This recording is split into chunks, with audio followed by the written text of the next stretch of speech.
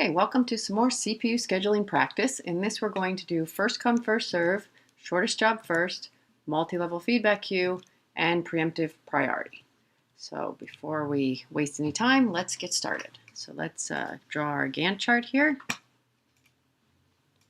And we're going to start with first come, first serve. Now the difference in this exercise is that instead of just having one CPU burst, what we have is CPU, IO, CPU. So if you notice here, each process has a CPU burst, then goes to IO, then has another CPU burst.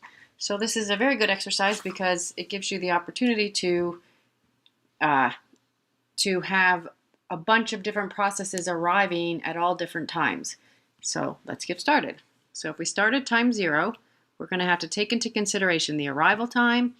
And since this is first come, first serve, that's really all we need to take into consideration. This is also non-preemptive, which means that once a process gets on the CPU, it will remain on the CPU until it completes its current CPU burst.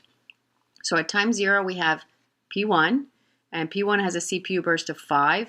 So P1 will be on the CPU for 5 time units, and it will then complete its 5 time unit CPU burst, and it will go out to IO for 6 time units, and then it will come back from IO after 6 time units, and it will have a new arrival time into the ready queue at time 11. Now the current time is 5, and so the next one to, again, this is just first come, first serve, so the next one to arrive was P2 that arrived at time 3. So P2 will go for 4 time units until time 9, and then it will complete its CPU burst. It will go out to IO for 2 time units and will then come back into the ready queue at time 11. So you will notice that at time 11 we will have the arrival of both P1 and P2. So we'll have to break that tie. I'm going to break that tie by process number, and that's the way I break it also on my on the program assignment. However, there's no wrong answer. If P2 happens, if you put P2 before P1 because they both arrived at time 11, it'll just change the end result slightly. So now the current time is 9, and the next one to arrive was at time 4 was P3. So we have P3, which has a CPU burst of 2. We'll go until time 11. We'll be done. We'll go out to IO for 3 time units. So P3 will now have a new arrival time at time 14. And the next one will be P4, which will go until time 16. And then we'll go out to IO for 2 time units, and we'll have a new arrival time of 18. Now, since this is first come, first serve, you need to pay attention here because it's based on the arrival time. So P5 is not going to go yet because P5 arrived at time 14. So really the next one to go would be either P1 or P2. And like I said before, I'm going to choose P1. And P1 will go until time 23 because it has 7 units of CPU burst left. And then at time 23, P1 is done. The next one to go will be P2 because it arrived at time 11. And P2 has a CPU burst of 3 time units, so it will go until time 26, and then P2 is done. Now the current time is 26, and we happen to have P3 that arrived at time 14 and P5 that arrived at time 14. And like I said, I'm going to break those ties by process number, but in reality it could be either one. So I'm going to have P3 go next and finish its CPU burst. It'll be done at time 30. And then we have P5, which will go until time 33, and then go out to IO for 2 time units and come back at time 35. And P3 was done. And so now we have P4, which will complete its last CPU burst and be done at time 40. And then we have P5, which will complete its last CPU burst and be done at time 44. So the total time for this to run, it took 44 time units. It's 100% CPU utilization. And then you can use, once you get your Gantt chart done, you use your Gantt chart to get the results. So the results, you get the response time, which is from the time of arrival to the first time on the CPU. So P1's response time is 0. P2's response time is going to be 2 time units. P2 arrived at time 3, and it took 2 time units for P2 to get on the CPU. P3's response time is 5. P4's response time is going to be 4. And P5's response time is going to be 16, because P5 arrived at time 14 and did not get on the CPU until time 30. Again, if your ties were broken differently than mine, then you would end up with a little bit different results on your response times and your turnaround times. And the turnaround time, you take the last entry, which here's P1, ended at time 23. That's when P1 is done. And you subtract the arrival time, which was time 0. So the total time that P1 was active in the system was 23 time units. And then to get the wait time, you can just add up all the CPU, I/O, and I/O time and subtract it from the total time active in the system, because keep in mind that each process is either going to be waiting, it's going to either be waiting and accumulating wait time, it's going to be on the CPU using its CPU time, or it's going to be in I/O using I/O time. So those are the 3 places where a process could be. So the total time, or the turnaround time, is equal to the wait time plus the CPU time plus the I/O time. So if you took P1's time and added up its CPU and I/O time, then the total for that is going to be 7 and 6 is 13 and 5 is 18, and you subtract that from the total time it was active in the system, so it waited a total of 5 time units. The other way you could do it is by adding its response time, which was 0, and then remembering that it arrived at time 11, and then it waited when it arrived at time 11 from time 11 until time 16, so it waited a total of 0 plus 5 more time units. Now, I'm not going to fill out this whole chart. The answers are on Blackboard, and I will add the answers to the end of this slideshow. So that's how first come, first serve works. Now let's move on and do shortest job first. So in shortest job first, this is also a non-preemptive algorithm. So therefore, once a process gets on the CPU, it will not relinquish the CPU until it completes its current CPU burst. So we do not have to worry about anything being preemptive. So let's get started. So with shortest job first, we will have at time 0, the only one. Now how this works is you're going to, of those that are in the ready queue, it's priority based on the one that has the shortest CPU burst. But at time 0, the only one in the ready queue is P1. So therefore, we only need to consider P1, and P1 has a CPU burst of 5. So P1 will be on the CPU for 5 time units, and then we'll go out to I/O for 6 time units, and we'll have a new arrival time at 11. So next, the current time is 5, and those that are in the ready queue are P2, got there at time 3, and P3 got there at time 4. So we can only consider P3 and P2 because those are the only 2 that are currently in the ready queue. And of those 2, P3 has the shorter CPU burst, only 2 time units, so P3 will go next until time 7. We'll go out to I/O for 3 time units, so P3 will arrive back in the ready queue at time 10. So next we're going to, the current time is 7. In the ready queue we have P2 and we have P4. They are the only 2 that are in the ready queue, and the one with the shorter CPU burst is P2.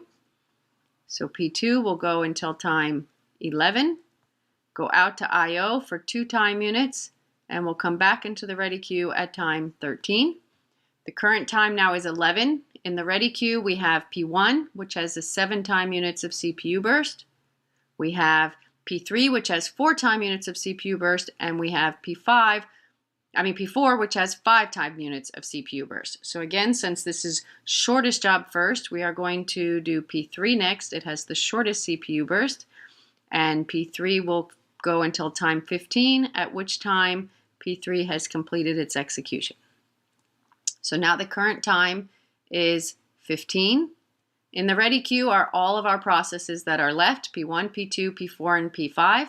And the one that has the shortest CPU burst of those is going to be P2 and P5. So both P2 and P5 have a CPU burst of 3, as you can see here.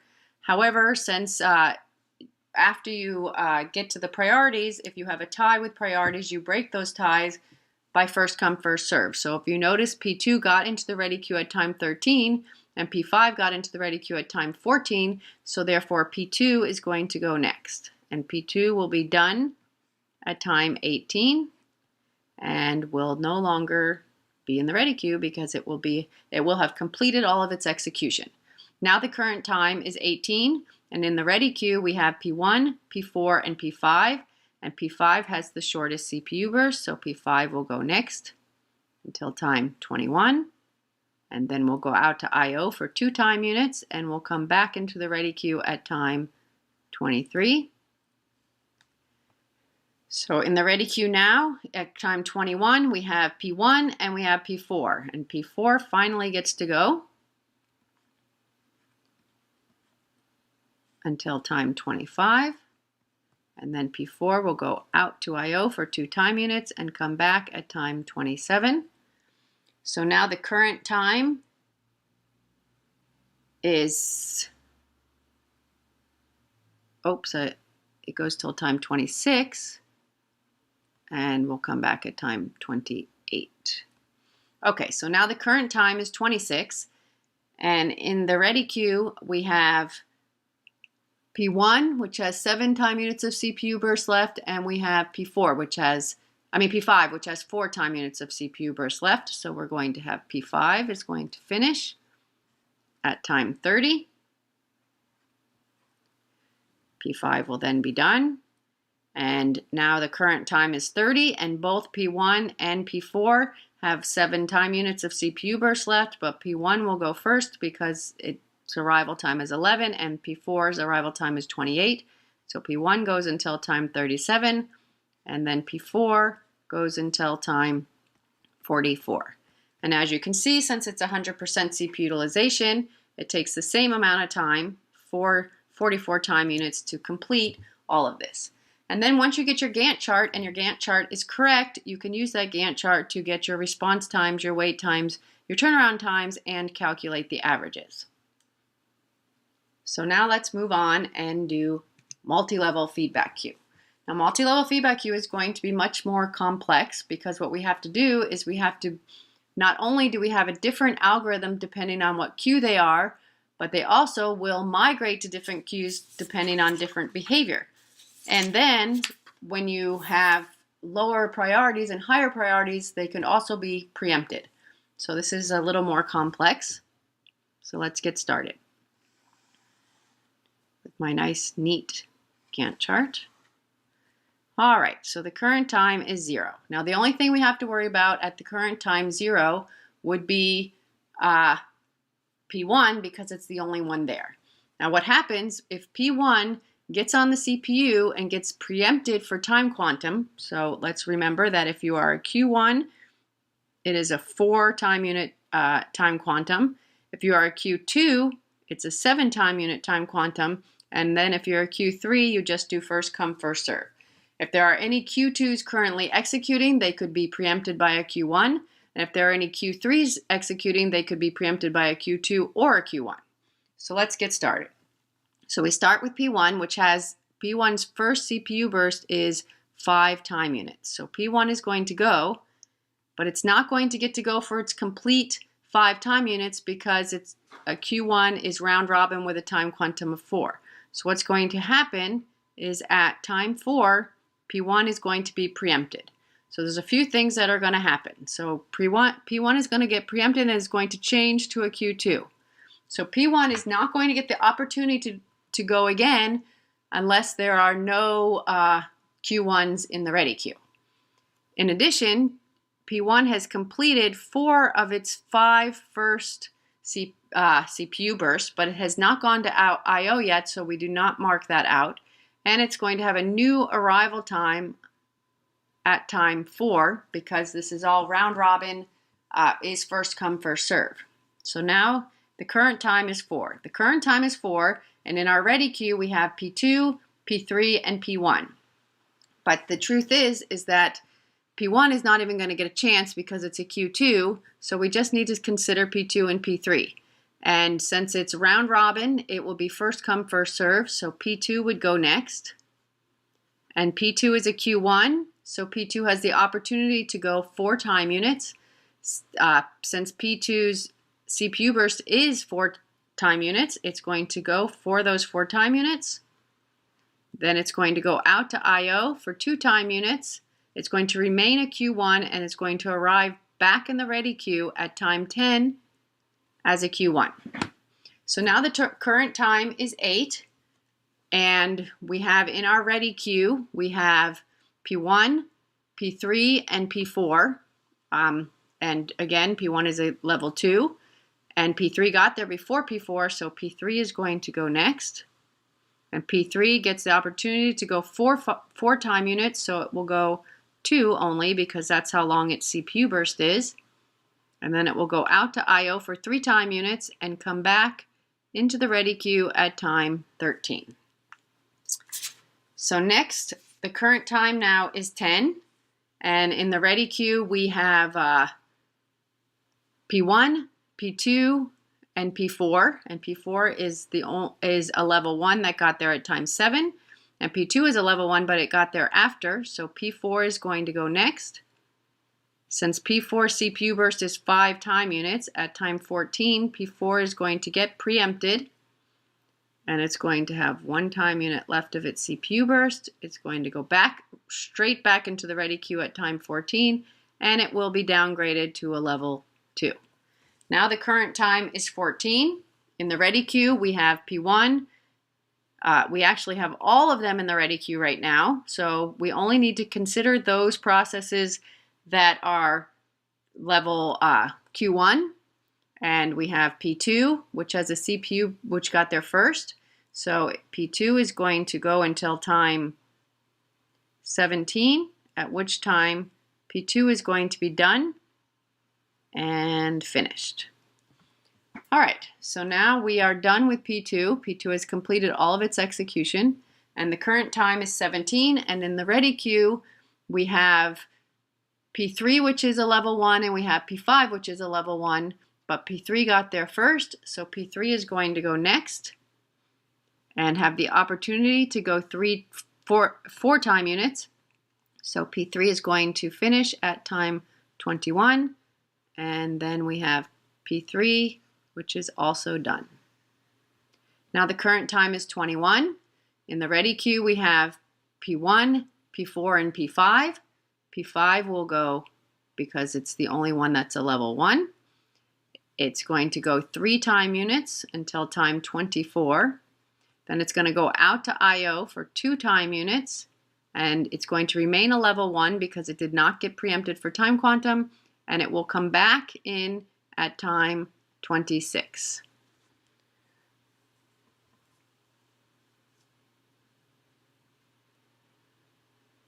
Okay, so now the current time is 24.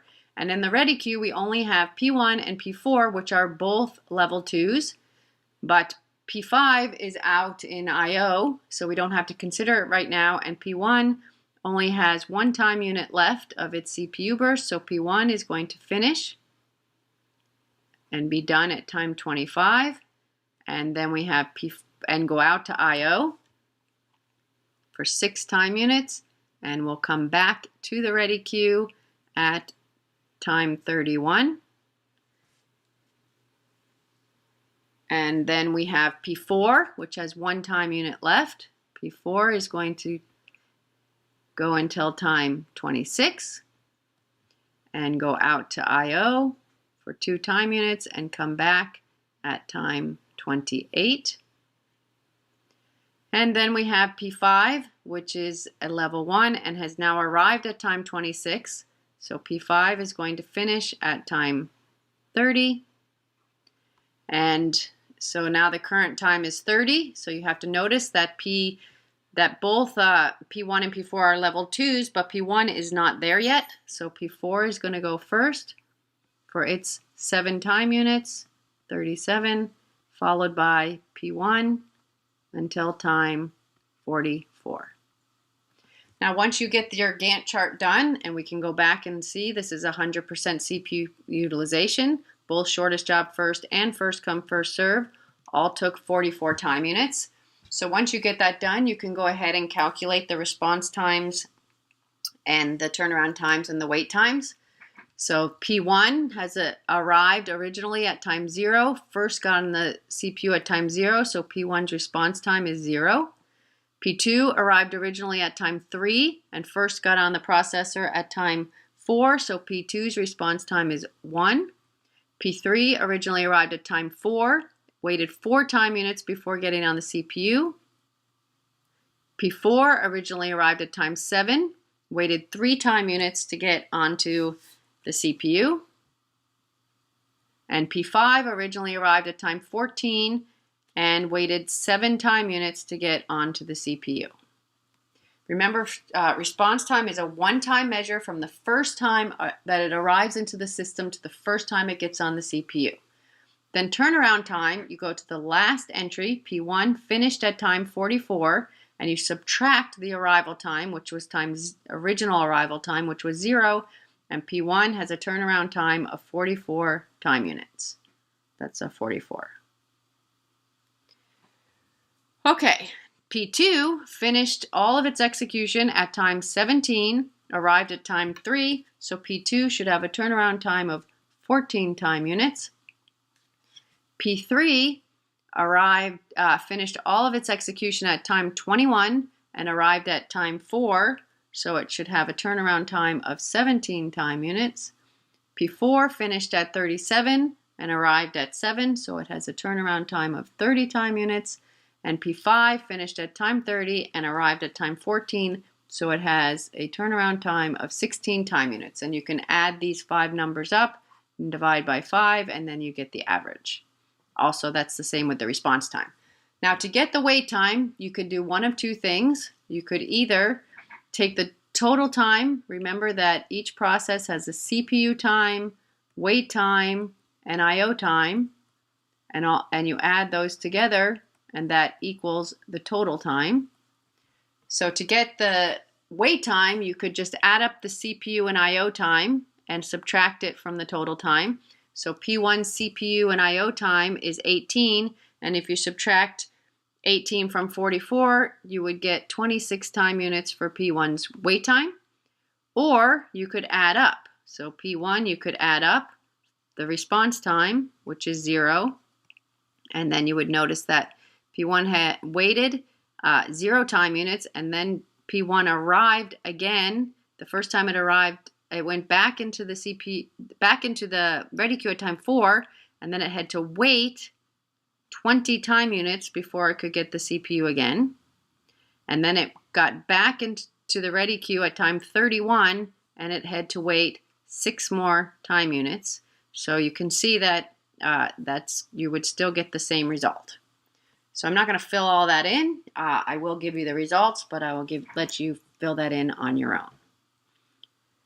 Okay, we have one more algorithm to do, and this is preemptive priority. So this is not part of your CPU scheduling assignment. This is just another algorithm. And so what I'm going to do is I'm going to do preemptive priority in another video.